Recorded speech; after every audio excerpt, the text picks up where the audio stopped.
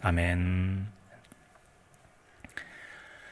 꿈을 찾아서 낯선 땅을 향해 길을 떠나는 그런 이야기, 동화들이 많이 있죠. 보물섬 같은 경우도 보물섬에 찾아가기도 합니다만, 또 하나는 잃었던 고향 땅을 다시 돌아가기를 원하는 그런 내용이 있기도 하죠. 바로 오즈의 마법사라고 하는 내용이 그렇습니다. 여주인공 그 도로시라고 하는 한 소녀가 토토와 함께 가다 갑자기 어느 날 회오리 바람 만나서 휙 하고 어느 곳인가 내려지게 되죠. 바로 오즈의 땅이었습니다. 그곳에는 바로 오즈라고 하는 이름을 가진 마법사가 살고 있죠. 그 도로시는 자기 집에 돌아가는 게 소망이 있었어요. 그런데 그곳에서 몇몇이 꿈을 갖게 될 사람들을 만나게 되죠. 꿈을 갖게 될 존재, 허수아비는 그리고 양철, 나무꾼, 그리고 겁이 많은 사자.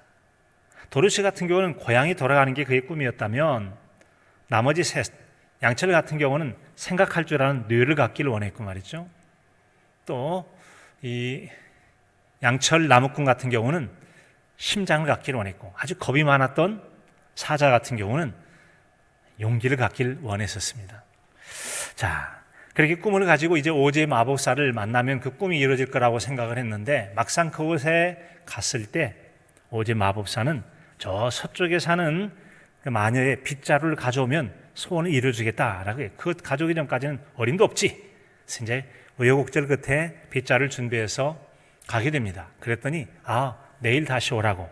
자, 그렇게 내일 다시 오라고 하는 그 순간에 도로시와 함께 있는 이 토토라는 강아지가 가서 왈왈 짖어대는 거예요. 봤더니 사람 냄새를 맡은 거였죠. 오즈의 마법사는 진짜가 아니라 사기꾼, 가짜였던 겁니다. 가짜 마법사. 자, 상황이 하여튼 여러분 그렇게 됩니다. 그런데 그 오즈에게는 나름대로 각각에게 꿈을 실현해 줄 만한 그런 방법을 가지고는 있었던 거죠. 그래서 허수아비에게는 학위 증명서를, 양철 나무꾼에게는 심장 소리가 나는 시계를, 그리고 겁쟁이 사자에게는 메달을 줌으로써 그들이 원하는 것을 얻게 해주게 됩니다.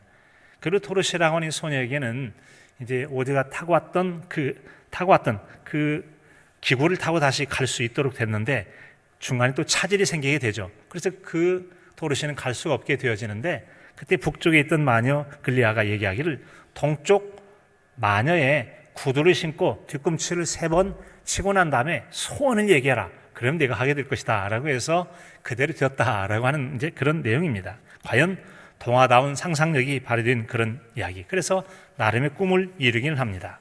자, 여러분, 그런데 그들이 도움을 받으려고 했던 이 마법사는 실제로는 마법을 부리는 사람이 아니었다라는 거죠. 그러면 마법을 부려서 꿈을 이뤄줄 줄 알았던 그 사람에게 희망을 가지고 열심히 노력했던 건 뭐가 되는 거죠? 일종의 희망 고문이 됐던 겁니다.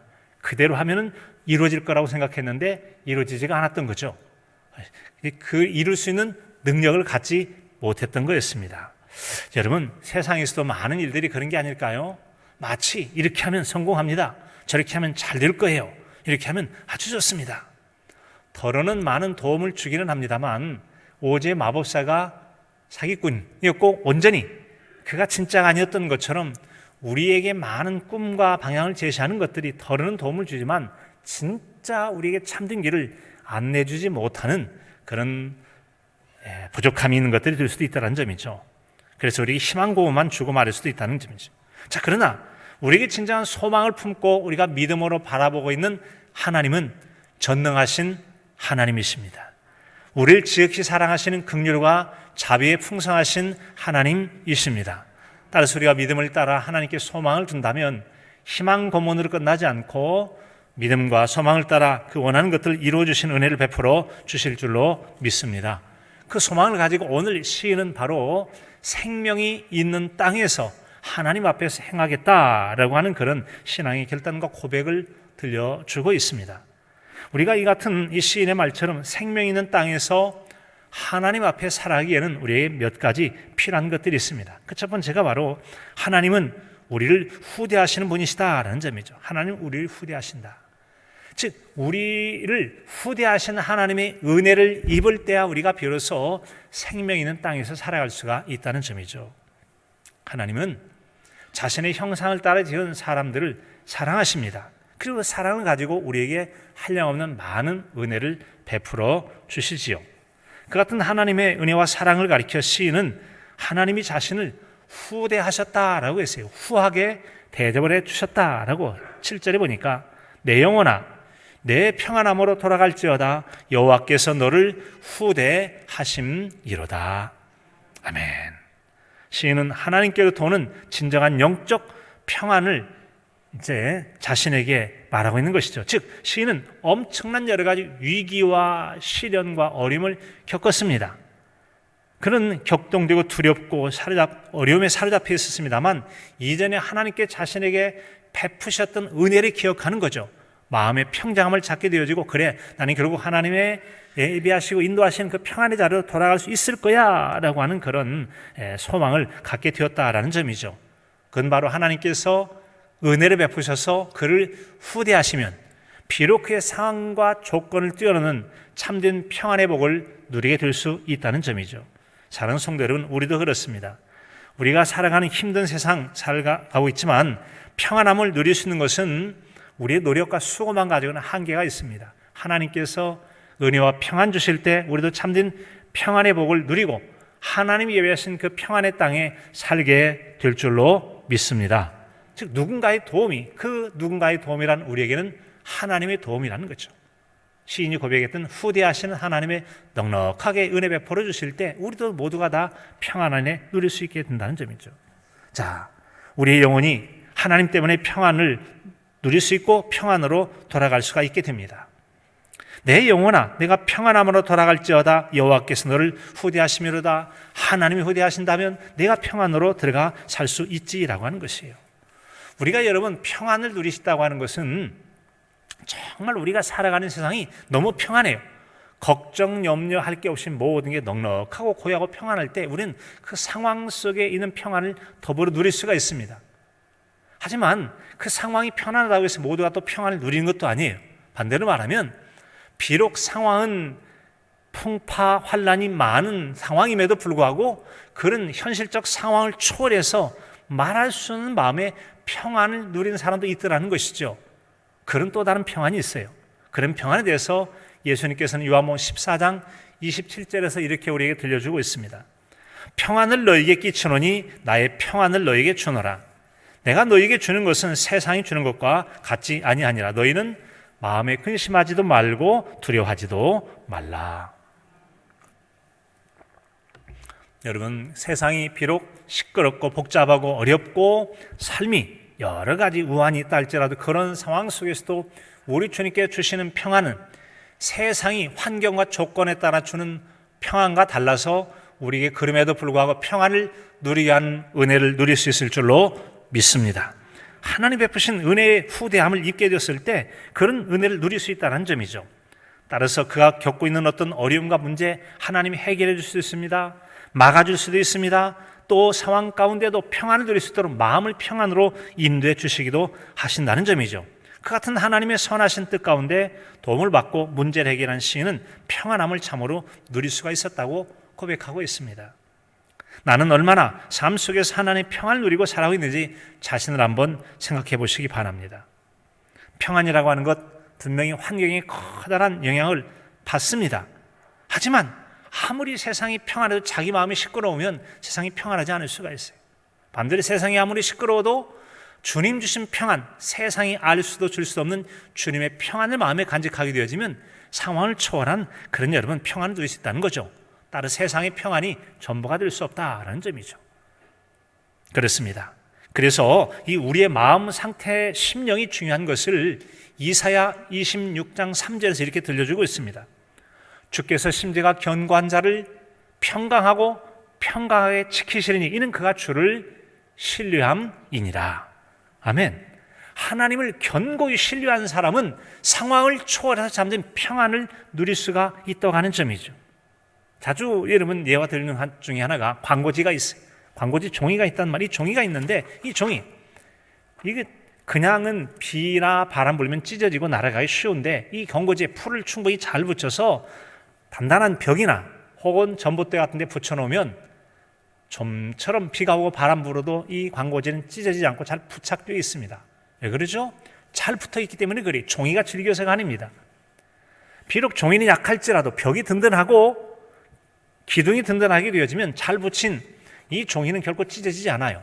그와 마찬가지로 우리는 비록 약하고 세상 환난 풍파를 견뎌내고 이겨낼 만한 그런 심령과 마음과 삶의 능력들을 갖지 못했다 할지라도 하나님을 견고히 붙들 때 하나님께서 우리 심령을 붙들어 주심으로 견고한 심령의 평강을 더해 주실 줄로 믿습니다.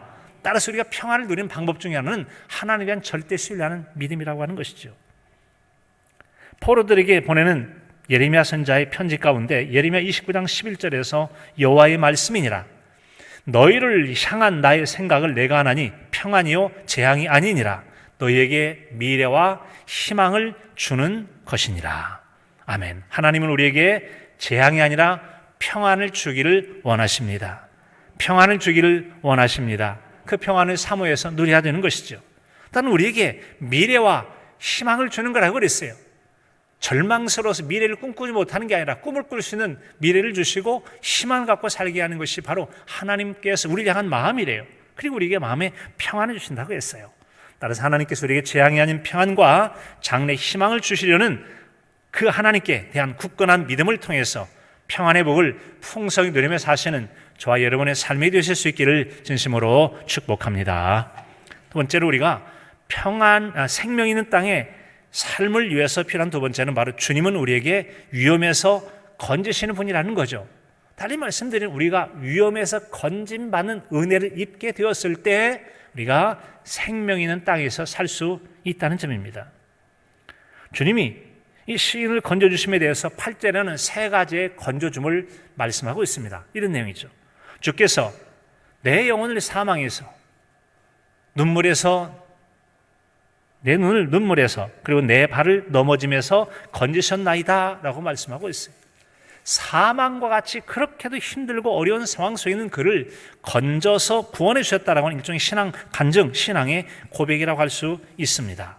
그는 이같이 하나님께서 자신에게 베푸신 구원의 은총을 기억하고 감사하면서 삼중의 반복을 통해서 자신의 구원함을 고백하고 있죠. 바로 첫 번째는 내 영혼을 사망에서 구원했다라고 하는 거예요. 자신의 영혼을 사망에서 구원했다. 자, 그의 영혼이 사망이 어떤 상태길래 거기로부터 건졌단 말이냐라고 하는 건데 이 사망이란 원수들의 박해나 극심한 고난, 혹독한 재난을 겪고 있는 곤고한 상황과 절망의 상황이라는 거죠. 그런 어려움과 고통 속에서 그를 건져내셨다는 겁니다.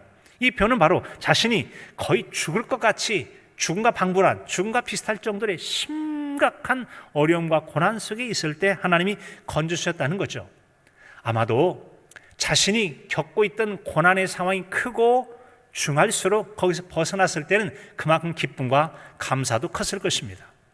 두 번째는 그 눈을 눈물에서 건져주셨다고 그랬죠. 그 눈을 눈물에서 건지셨다. 이 눈물이라고 하는 것은 고통의 시기에 흘렸던 쓰디쓴 슬픔의 눈물, 혹독한 고난을 당하면서 흘렸던 슬픔의 눈물들. 그래서 고난과 슬픔과 어려움 때문에 흘렸던 눈물 젖은 빵을 먹는 것처럼 그 눈물 젖는 눈물을 닦아주시고 웃을 수 있게 만들어주신 하나님의 은혜를 입어야 된다는 점이죠. 세 번째는 내 발을 넘어짐에서 건지셨다라고 말씀합니다. 여기서 넘어짐이라고 하는 것은 떨어짐 혹은 비틀거리는 말하는데 인생의 여정, 인생을 살다 보면 그 삶 속에서 자꾸만 돌부리에 걸려서 넘어지고 이런 문제 저런 장애벽에 거쳐서 바로 가지 못하고 비틀거리다 곧거라지고 다시 일어설 수 있는 기력을 갖지 못하고 주저앉아 있는 것 같은 실패와 낙담 가운데 젖어 있는 그를 일으켜 세우시고 걷게 만드신 하나님의 은혜를 입어야 된다는 것이죠. 따라서 시인이 고백하는 그 건져주셨다는 말은 그를 죽음같이 매우 고통스러웠던 세 가지의 상황 속에서 그를 하나님이 건져주셨다, 구원해 주셨다는 점이죠. 이처럼 하나님께서는 우리에게도 다양한 삶의 영역에서 당하는 어렵고 고통스럽고 눈물 나게 하고 주저앉아서 더 이상 일어날 용기가 없는 좌절과 절망이 빠져 있을지라도 하나님은 우리에게 다가오셔서 다시 일어나셔서 건져내시며 건져주신 은총을 베풀어 주실 줄로 믿습니다. 바로 성경 속에 하나님 바로 우리에게 동일한 하나님이시기 때문에 그렇습니다. 따라서 주님이라고 표현한 그 하나님은 바로 우리에게 영혼과 감정과 삶이라고 하는 이 세 가지 영역에서 우리를 건져주시는 하나님이시라는 겁니다. 주께서 내 영혼을 사망에서, 내 눈을 눈물에서, 내 발을 넘어짐에서 건지셨나이다. 이처럼 하나님께서는 위기 속에 있는 우리의 영혼을 여러 고통스러운 상황에서 건져주시고, 마음이 상해서 눈물이 젖어있는 그의 마음을 위로하시고 눈물을 닦아주시는 구원의 은총을 베풀어 주실 뿐만 아니라, 삶이 어렵고 고통스러워서 반복되는 고통이 너무나 고달파 삶의 의욕을 상실하고 좌절과 낭망에 빠져 있을 때 하나님 우리를 건져주시고 위로와 소망을 주시는 분이 우리가 믿는 하나님이신 줄로 믿습니다. 그래서 우리는 그 하나님께 대해서 소망을 가지고 간절히 기도하는 간구의 기도를 하게 되는 것이죠.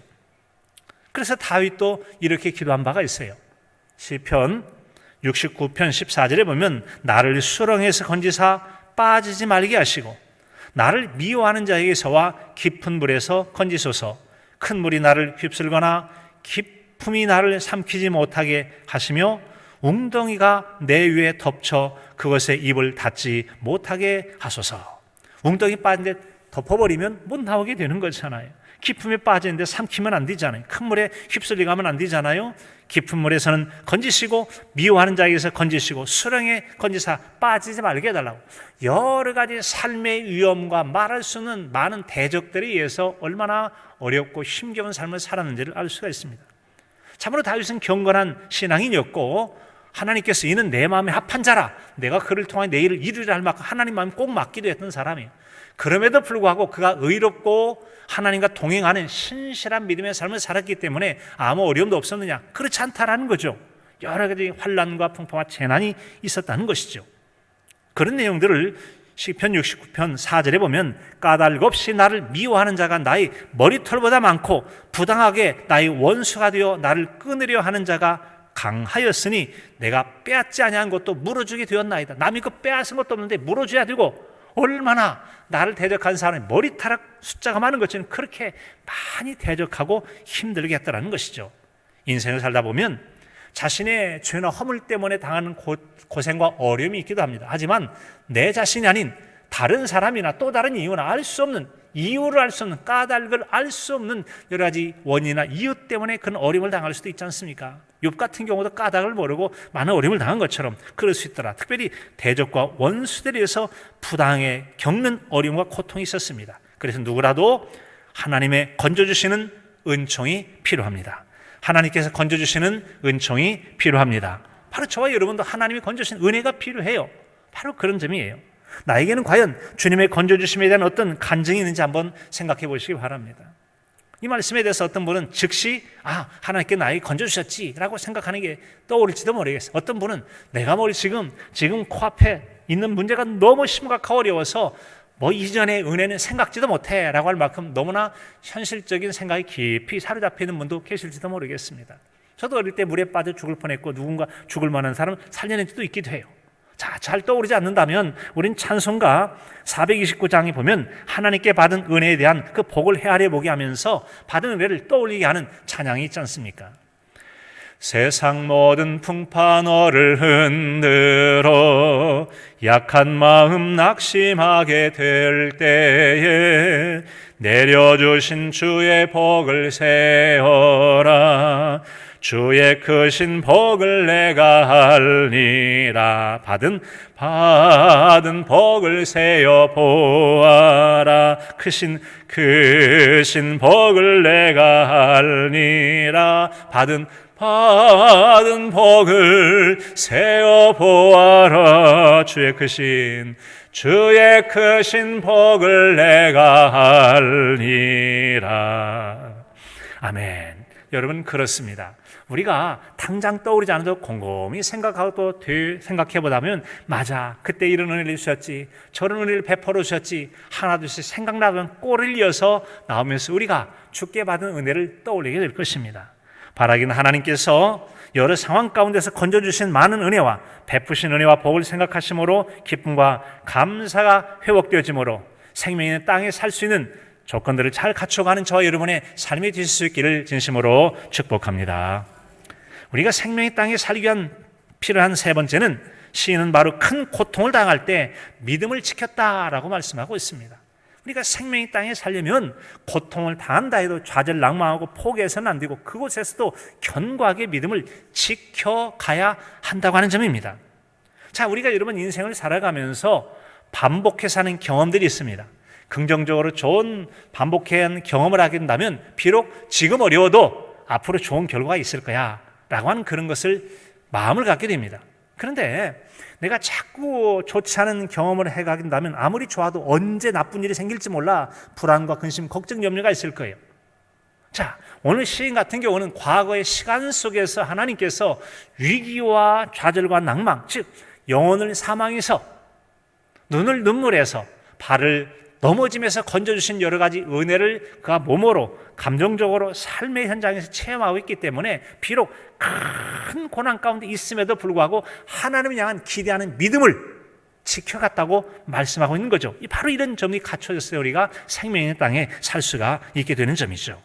바로 그 점을 10절에서 말씀하고 있죠. 내가 크게 고통을 당했다고 말할 때에도 나는 믿었도다. 하나님 믿는 믿음이 고통 때문에 빼앗기지 않았다는 것이죠. 이처럼 시인은 앞에서 하나님의 절대적인 구원의 체험을 간직하고 있었기 때문에 그 구원의 역사의 근거에서 비록 현실적인 상황은 어려워도 믿음을 잃지 않고 굳건한 믿음을 지키면서 과거에 베푸신 그 신앙의 경험처럼 미래를 소망적인 꿈을 꿀 수가 있게 되었다는 점이죠.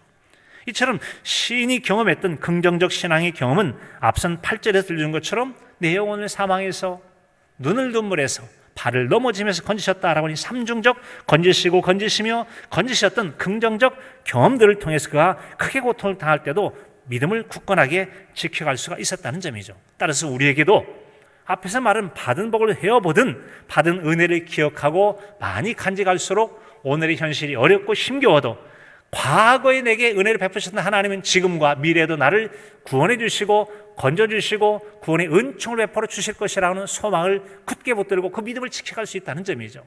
따라서 여러분 과거에 베푸신 은혜도 많이 기억하고 또한 삶 속에 많은 간증들을 만들어가게 된다면 미래를 이겨나갈 큰 힘이 될 줄로 믿습니다. 바로 시인은 그 신앙을 바로 상황을 초월하여 하나님 앞에서 신실하게 행했다라고 말하는 거죠. 내가 크게 고통을 당하였다고 말할 때도 나는 믿었도다. 믿음을 굳건하게 지켜갔다고 하는 점이죠.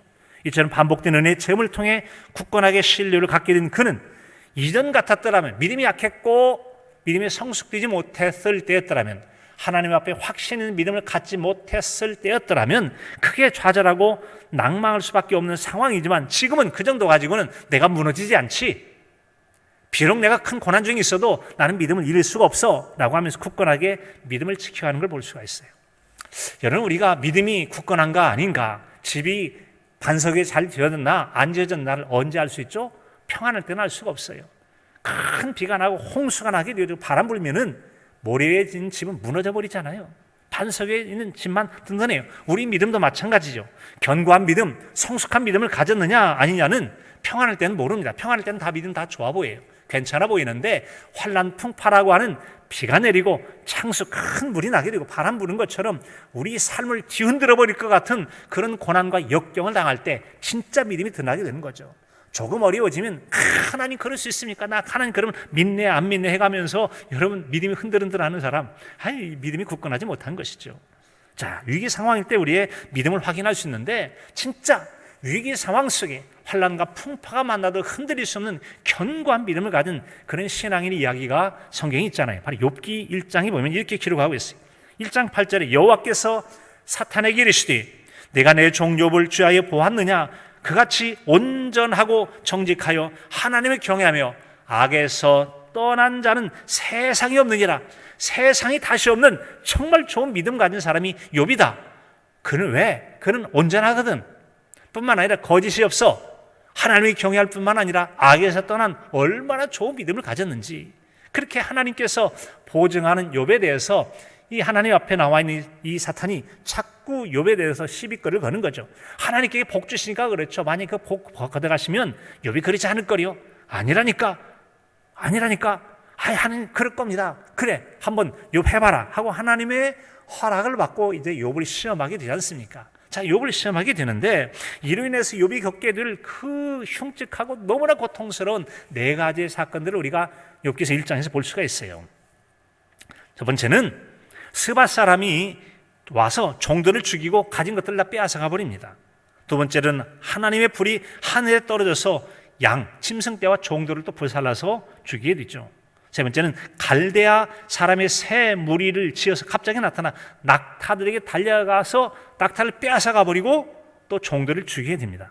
마지막 네 번째는 욥의 10 자녀들이 한 집에 머물러 있는데 큰 바람이 나서 집 내 모퉁이를 쳐서 무너져 버립니다. 그래서 지붕이 덜썩 주저앉아 지붕에 압사 눌려서 다 죽게 되고 말아요. 세상에 여러분 가진 재산들, 종들, 소유한 것들과 자녀까지 다 죽었으니 여러분 얼마나 기가 막힙니까? 만약에 우리가 그런 어려움을 당하고 환난 당했다면 하나님, 내가 얼마나 하나님 잘 믿고 경건하게 충성스럽게 잘했는데 이게 무슨 일입니까? 라고 하면서 뭔가 말하지 않았겠습니까? 그런데 욥이 어떻게 했는지 욥기 1장 20절에 보면 이렇게 기록하고 있습니다. 욥이 일어나 겉옷을 찢고 슬픔을 나타내죠. 머리털을 밀고 땅에 엎드려 뭐뭐하며 뭘 했을 것 같습니까? 욕을 하며 주먹으로 땅을 치며 침을 뱉으며 그런 거 했을까요? 같이 해볼까요? 엎드려 예배하며 여러분 도무지 통곡하고 원망할 것 같은 그 상황 속에 하나님을 예배했다고 말씀합니다. 그리고 이어서 말씀해요.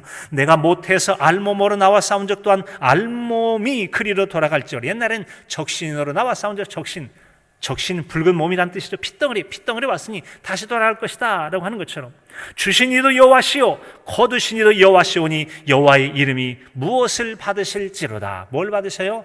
찬송을 받으실지로다. 하나님 찬송을 받으실지로다. 이 모든 일에 욥이 범죄하지 아니하고 하나님을 향하여 원망하지 아니하니라. 범죄하지 않고 원망하지 아니했다.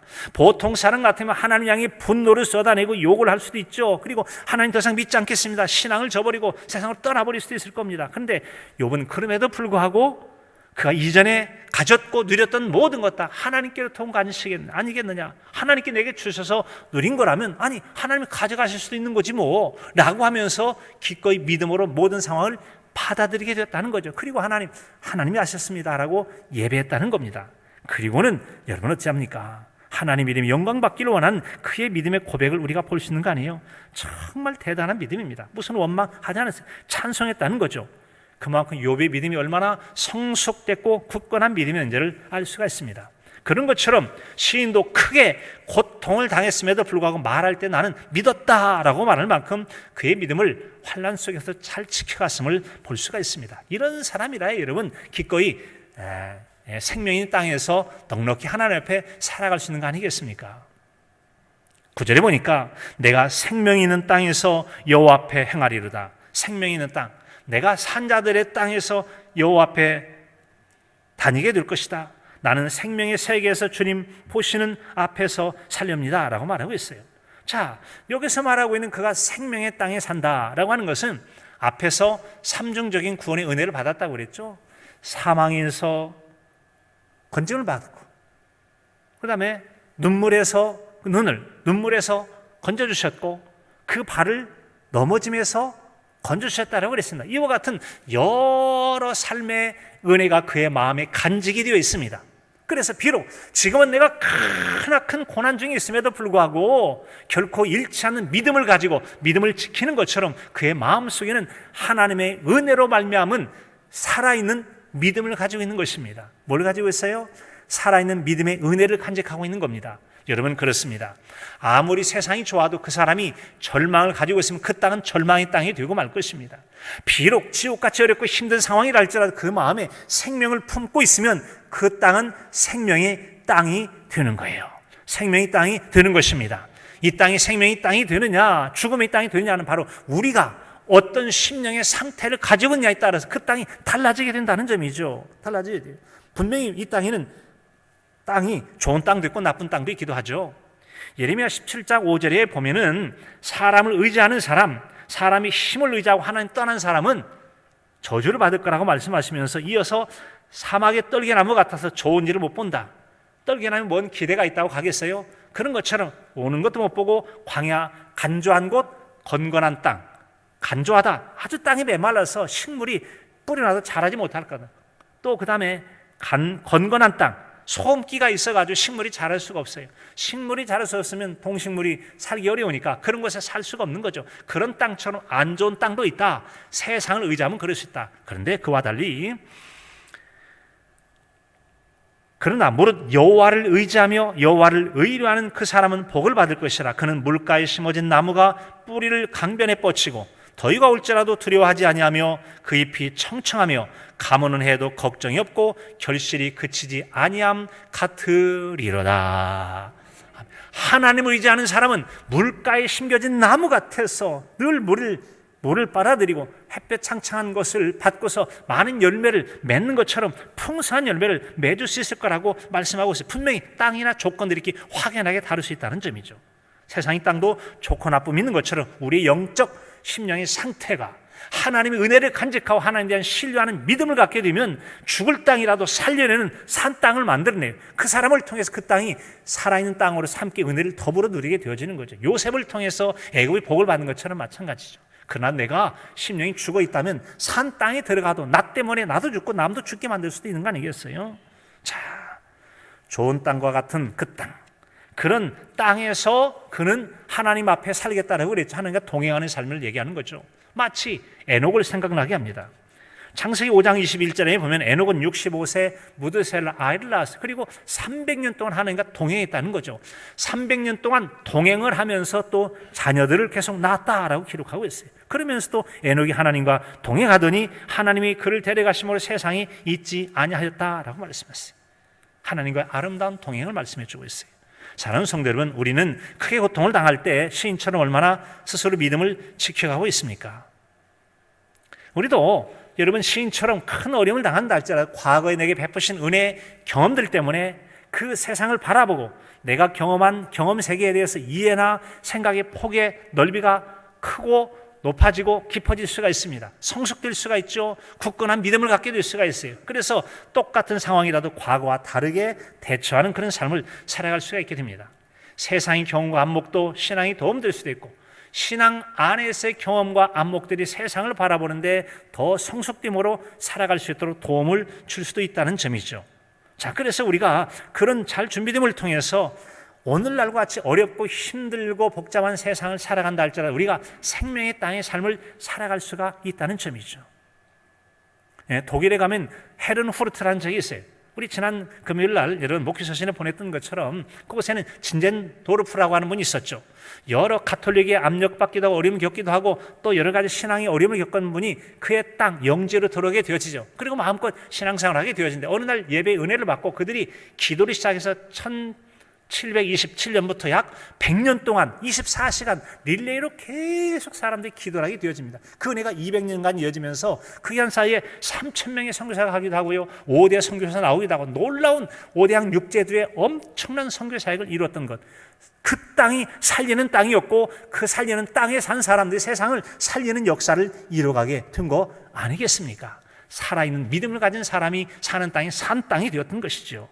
사랑하는 성도 여러분, 그렇습니다. 우리도 산 땅에 그런 믿음을 가지고 우리가 에녹과 같이 시인과 같이 아름답게 동행함을 통해서 내가 사랑하는 땅을 산 땅으로 세우고 나와 더불어 다른 사람을 살려낸 그런 은혜를 더불어 이루어가는 복 있는 저 여러분의 신앙이 삶이 되실 수 있기를 간절함으로 축복합니다. 하나님 아버지,